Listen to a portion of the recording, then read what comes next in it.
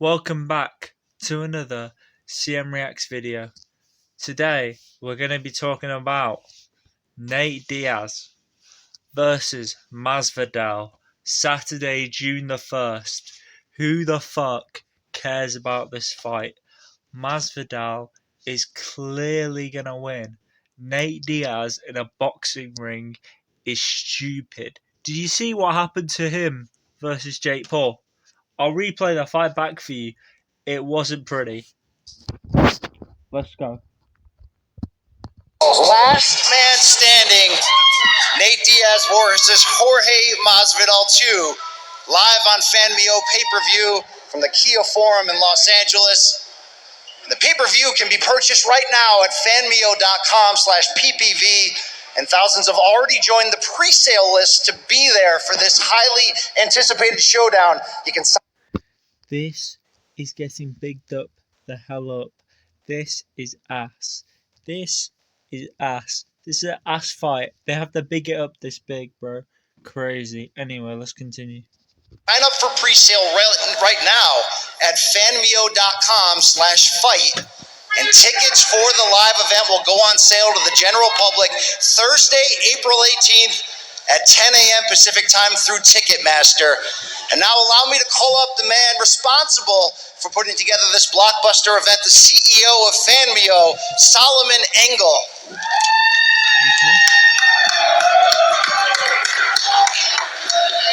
Hey everybody. So this was not an easy show to make. A lot of work has gone into it. We're very happy it came together, but hey, look, nobody's here to hear me talk, so let's go. Good. Let's get the next. Quick, straight to the point. Thank you, my guy. Let's get the next person up here.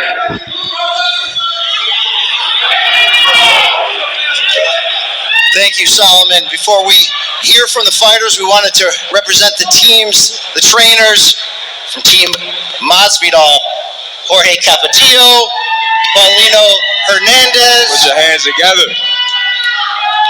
Of course, for Nate Diaz, his trainer, Richard Perez. Of course, Team Diaz member Chris Avila as well in attendance. 5 years in the making, UFC 244, 2019. The baddest MFer on the planet was awarded the championship belt for the first time. Jorge, directly after your victory, you said we are going to run it back. Here we are. Why now? Why professional boxing? Bro, Nate Diaz is ass at fighting in boxing rings. He has 0 IQ. Anybody could beat Nate Diaz in a boxing match, and that's just fact. Masvidal is going to have easy time with this. Yes, sir. First and foremost, thank God for this opportunity, for this moment. Thank everybody that came out here. Y'all could have been doing a million different things in Las Vegas, so appreciate you coming out and showing love. And y'all know what y'all gonna get June 1st. Fucking nothing but violence, man. That's all I'm here for. I know you guys didn't show up to watch what I'm eating or none of that on June 1st, but nothing but straight violence, and that's all I'm gonna deliver. And why now this rematch? Because I was busy chasing world titles. I went and fought for the world title. Then twice after that, we could have ran it back, but we couldn't come to an agreement. So here we are, sometime later now in boxing, you know. So I can't wait to get in and fucking do my thing. Nate, they're calling this. Also, when you think Masvidal in the UFC, he was more like a boxer. He'd keep his hands up, his guard nice. He'd be like that martial artist, kickboxer type guy. And Nate Diaz was just a brawler, bro. And that does not suit boxing. Last man standing. They could have called it unfinished business. We remember when that fight between you and Masvidal was stopped due to cuts. You had a lot more left in the tank that night. How much has 5 years built up inside of you to face off against Masvidal one more time? Yeah, no, I'm just training hard always, ready to go for the next move. This is the biggest thing.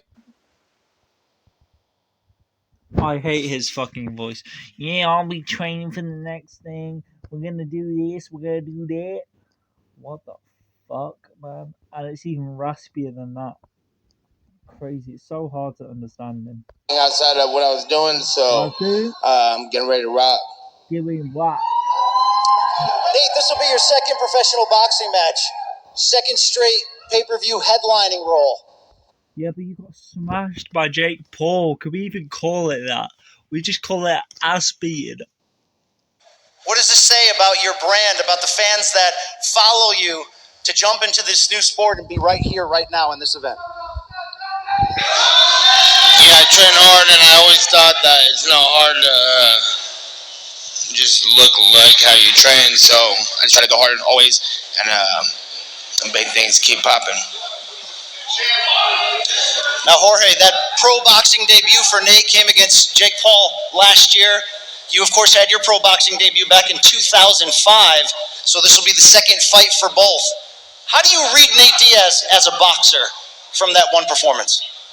I don't think it was his best. I don't think he was in training for this dude. I don't blame him because Jake, who the fuck is Jake anyways, right? But I don't think Nate was in the type of shape that he was like when he fought me, you know. So on both of them, I didn't think it was the greatest performance. Nate, what can you expect from Jorge Masvidal with the boxing gloves this time? How different will that be from preparing for him from an MMA standpoint? You weren't gonna find out. Yeah. I'll slide that question over to your trainer, Richard Perez. When you look at the tape and you're imagining Jorge Masvidal in the boxing ring, what are you up against in this fight? Masvidal, he's in trouble. That's all I gotta say is he's in trouble. Because Nathan, when he boxes, he can box. You know, he has no problem with it. Jorge, things were pretty cordial the first time you guys fought, the build to it, the famous press conference in New York by the bridge. Crazy. But when this rematch got announced, I heard a little more spice in your voice. I saw you on the Ariel Helwani MMA Hour.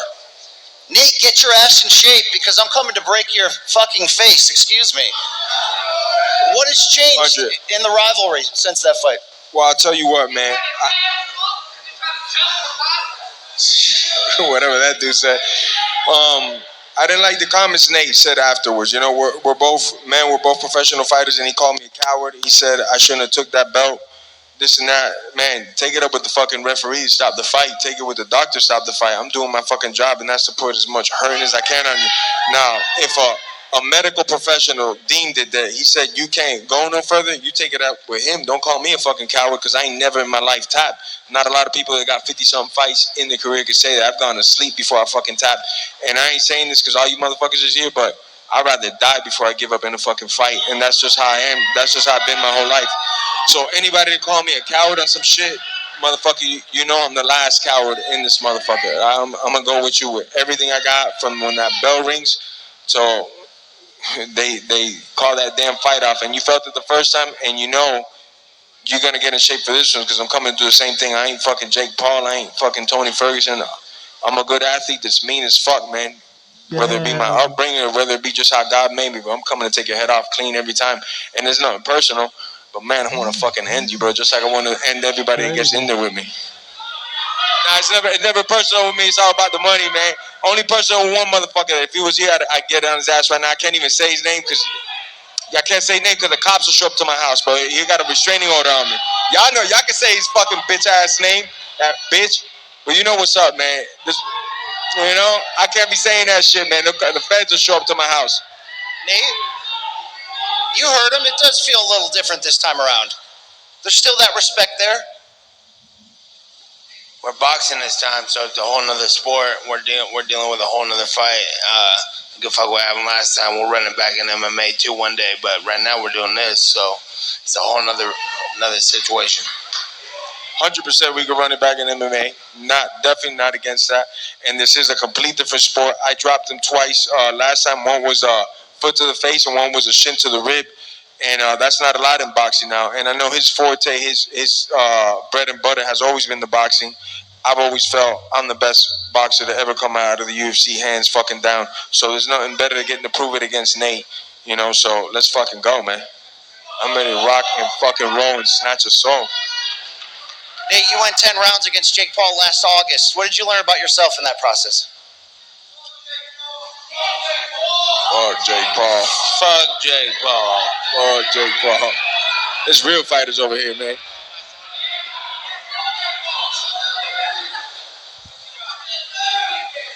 Bro, why are they even friendly? Bro, this is so boring. This is so boring.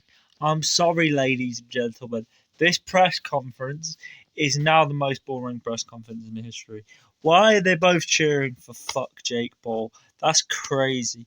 What are you on about? Jorge, 2-month camp in Vegas? Nah, it's been a little longer than that. I've been here since like early January, man. Right here, everybody knows I come from American Top Team, about an hour away from Miami. So this is the first time in my life that I've left my kids, my family, mom, dad, everything, my whole culture back home. You know, and I got a good routine back home. You know, I hang out with my kids a good amount of the time, drop them off at the gym. I mean, at school, I go to the gym, I pick them up, I chill with them.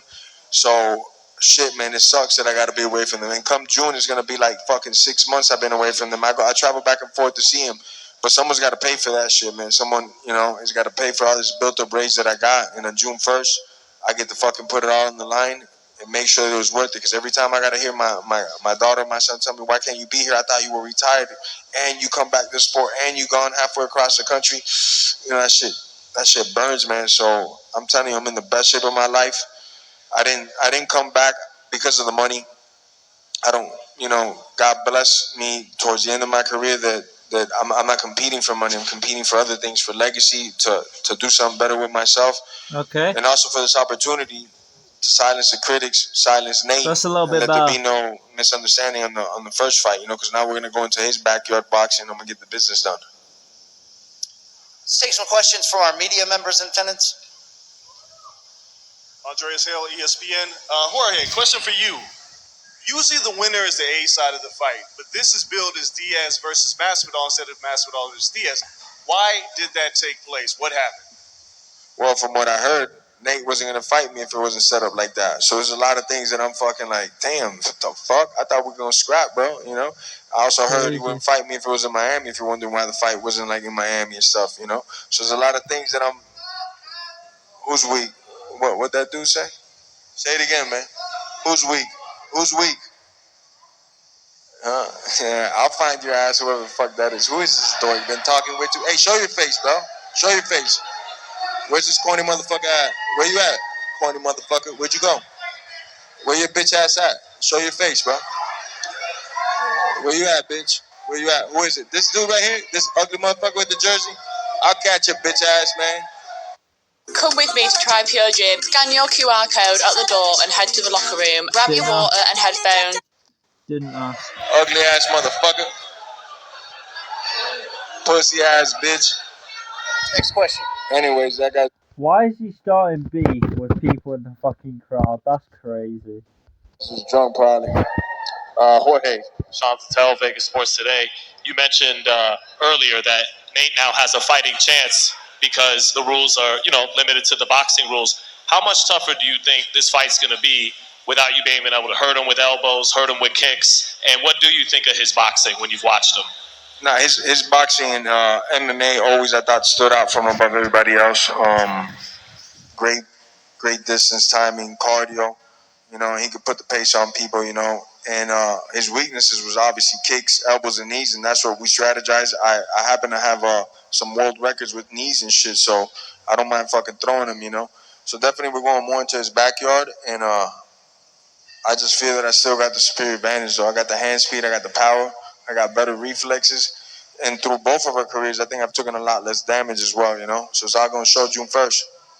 Well, that was my next question is, Nate, you've been in a lot of wars, even more wars than Jorge's been in. In that Jake Paul fight, at times, you even looked disinterested. How much more do you have in the tank after all these wars you've been in heading into this fight? How much more do you have, as compared to your peak, to your prime, how much more do you still have left in the tank heading into this fight after all the wars? Tank's full.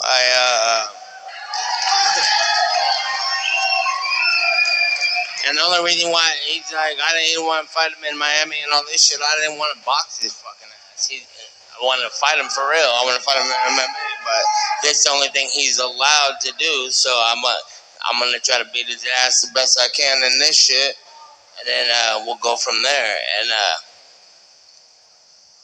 Tank's full. Thank you.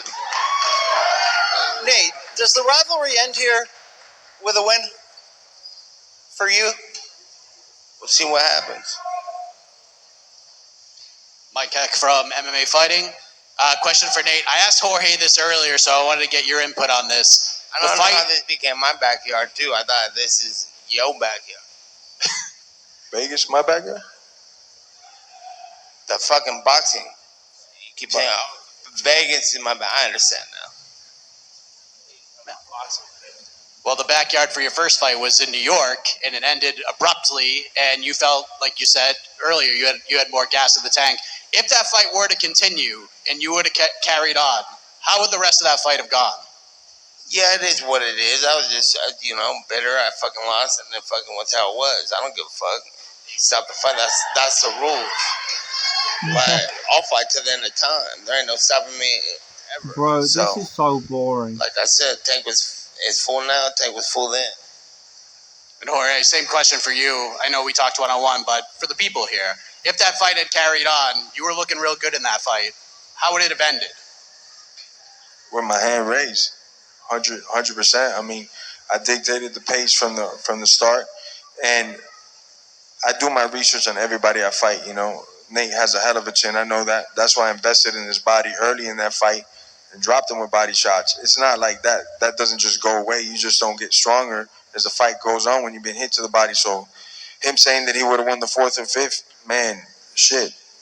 No, nobody knows, right? Because we fucking don't know. But I bet my life on it. I would have won it any time that you ask me.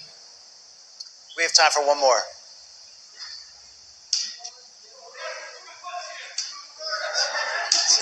Hey, let that dude ask a question, man. He earned it, man. Let that dude right there. That's my boy right there. Get Ariel Wani on the line. Ariel too. Capichetti, where you at? With the question. Don't get shy now, Tiger.